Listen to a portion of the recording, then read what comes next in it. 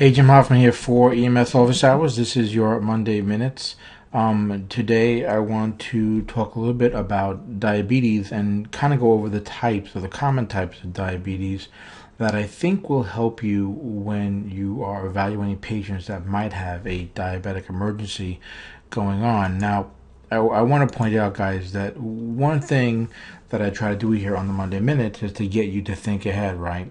And understanding the different types of diabetes can help you when you are assessing your patients and sort of let you know what you can expect to find and thinking about what a particular patient's history might be. So this is going to be quick. I'm just going to go over the types real quick, and I think this is also a good way to sort of review this content even for exams to kind of help you remember the different types.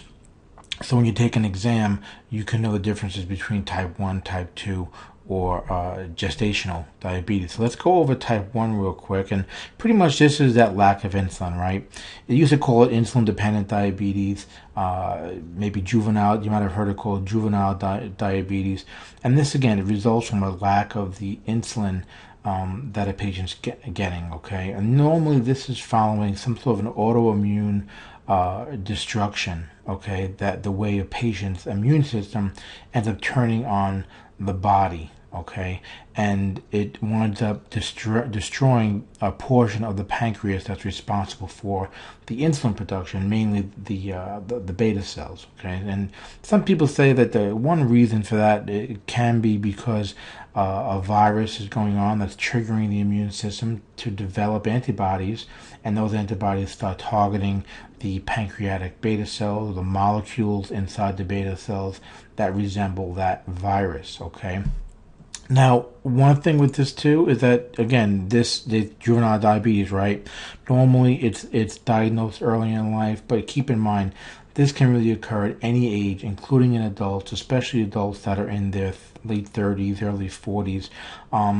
This type of diabetes really accounts for about 10 to 20% of diabetic cases and does affect men a little bit more than women. Now, there's probably about maybe 1 million Americans that have type 1 diabetes. It is the most common metabolic disease of childhood and ends up affecting about 1 in every 400, 600 children and adolescents. Now, keep in mind, no matter what the patient's age might be, okay, the failure of the pancreas that produce the adequate insulin ends up meaning that the patient has to take insulin. Okay, they have to have that injected insulin. They're insulin dependent.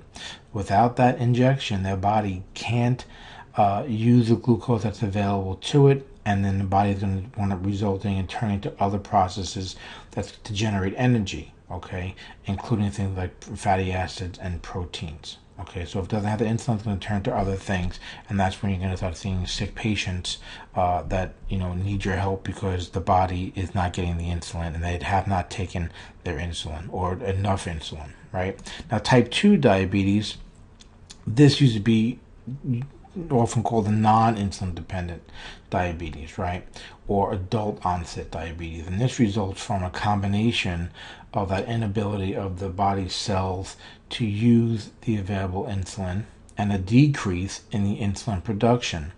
And we talk about the inability of the body to use the insulin. We'll talk about insulin resistance, okay? Now keep in mind, for type 2 to be happening, both that decrease in insulin production and the inability of the body to use the insulin have to both be present. Okay, now this is the bigger part of diabetes that we're going to see in the field a lot of. Okay, 80 to 90% of diabetics, okay, are type 2.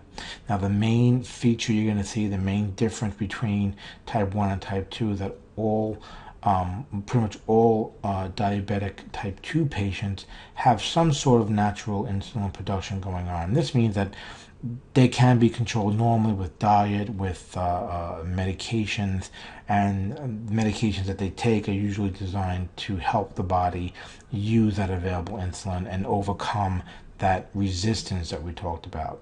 Now, there are some patients that do end up requiring insulin therapy, okay, and mainly this is because when you've got a prolonged disease like this, some patients, they don't control their type 2, okay? They don't take care of themselves, and they don't control it, and eventually that type 2 end up developing a lack of insulin production altogether, and then they end up requiring that insulin supplementation, and when they start getting injections of insulin. Now, finally, guys, the gestational diabetes. I want to talk about this just a little bit because it's important to note on this, okay? Most of the time, this is pretty much defined of any patient that's pregnant, and they'll get it when they're pregnant, okay? Now, you'll have patients that might have any type of intolerance of glucose, right?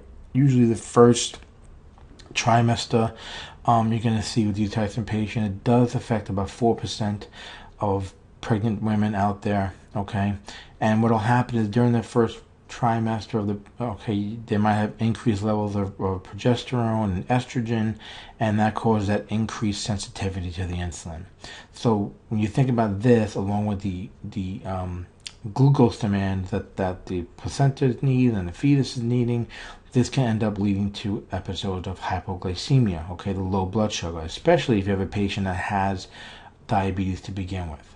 Now, during the second trimester, that resistance to insulin occurs, and it winds up peaking even more in the third trimester. Now, if you're not careful with this type of stuff, this can lead to elevation in blood glucose levels, and end up getting that gestational diabetes. So if you don't treat it, you can get a lot of fetal complications, right?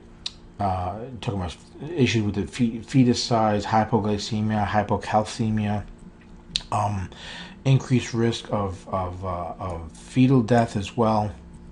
But if they do find it early on, okay, and they do treat this appropriately, okay, the impact can be minimal to the mother and the fetus.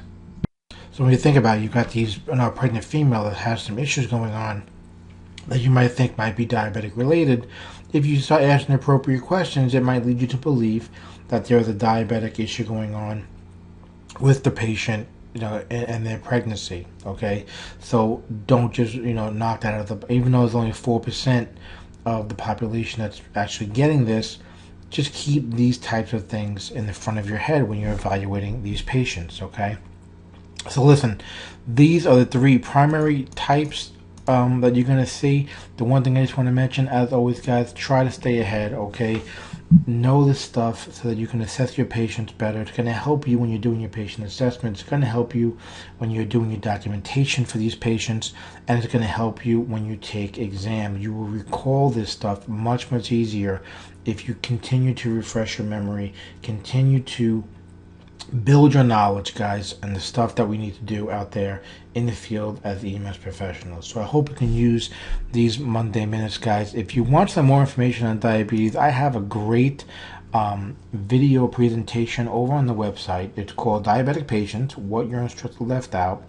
And I actually did this a while back and pretty much, talk about identifying and treating and managing the diabetic patient out in the field. Okay, and I kind of go at it at an EMS provider's point of view, okay, what you can expect to see in the field setting. And I'm hoping to give you some eye-opening tips and some eye-opening management techniques that can help you with this EMS emergency that we get quite often out there in the field. Just click the Join Now button. It'll take you to the page, and it'll have all the other information that's included in this webinar. Okay, so go check that out, and maybe I'll see you over in the members area there.